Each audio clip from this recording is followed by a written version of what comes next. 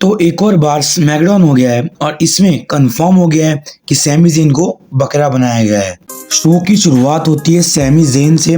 Sami आके बहुत ही emotional और हैप्पी भी दिखते हैं और कहते हैं कैसे उन्होंने ये कर दिखाया जब बहुत सारे लोग ने बिलीव नहीं किया था और कुछ लोगों ने बिलीव भी किया था। और सैमी कहते हैं कैसे उनकी लाइफ को वो डिस्क्राइब करते कैसी रही है वो एक अंडरडॉग की। और फिर कहते हैं कि ये लोग यानी अमेरिका वालों को कहते हैं कि जो आप लोग मुझे बू कर रहे हो, एक टाइम पे तुम ही थे जो चाहते थे कि मैं WWE चैंपियन बनूं, तो अब ऐसा क्या हो गया। सबको लगता है कि मैं चैंपियनशिप मटेरियल के लिए नहीं बनाऊं, तो मैं उन्हें बोलता हूं आओ और मेरा पैर छू लो। अब जो उन्होंने बोला वो मैं यहाँ बोल सकता नहीं, पर उन्होंने कुछ इस वे में ही बोला था, ठीक है। इसके बाद देखने मिलता है हमें कोडी रोड्स आते हैं। कोडी आता है और कॉन्ग्रेचुलेशंस मतलब करके निकल रहे होता है। तो यही मुझे कोडी की बेवकूफ़ी लगती है उसके कैरेक्टर की, मतलब तू कैसे कर सकता है ये, ठीक है। बट फिर कोडी कहता है कि जब मैं पहली बार जीता था तो तू ही था जिसने आके मुझे सेलिब्रेट किया था, मेरे साथ कॉन्ग्रेचुलेट किया था, तो मैं भी वो रिटर्न करने आया हूँ। अरे भाई उसने तेरे को हराया है, ये जरा समझ। बस इतने में ही जे उसो भी आता है जिसका कोई लेना देना नहीं है, बट वो लड़ने नहीं, वो बेचारा आता है कॉन्ग्रेचुलेट करने। मतलब सैमी चैंपियन बना है तो उसके अपोनेंट नहीं आ रहे भाई, उसको कॉन्ग्रेचुलेट करने आ रहे। ऐसा तो WWE वाली स्टोरी बना रहे, ठीक है। अब बाद में आके कॉन्ग्रेचुलेट करता है तो अपना कोडी कहता है कि भाई ये क्या चल रहा है, मेरा रीमैच का बात होना चाहिए, यहाँ पे तू काहे को आ गया।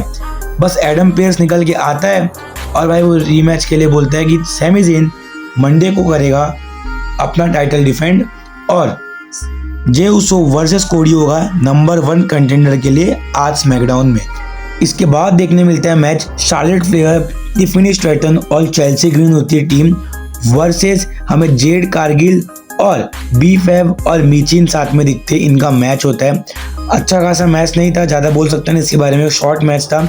जेड कारगिल जीत गई है, बट जेड कारगिल को जहाँ जीतना चाहिए वहाँ पे वो जीतती नहीं, यहाँ जीत जाती है।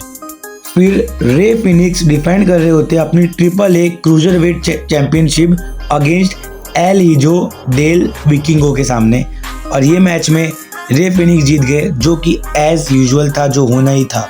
बैक स्टेज एक सेगमेंट देखने मिलता है, जूलिया कुछ कह रही होती है, उतने में ब्लेक मोनरो एक बार फिर आती है, अटैक करती है जूलिया को। साथ में फिर वहाँ पे कियाना जेम्स हंस रही होती है तो कियाना जेम्स पे भी अटैक कर देती है।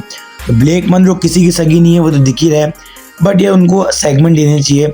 कब तक बैक स्टेज रुकोगे हमसे दूर से।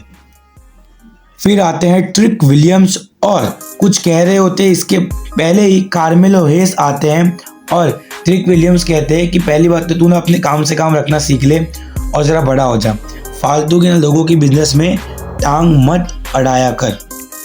फिर था मैच ब्री बेला का सिंगल्स मैच 8 साल बाद वर्सेस लाइनी रेड का, ठीक है।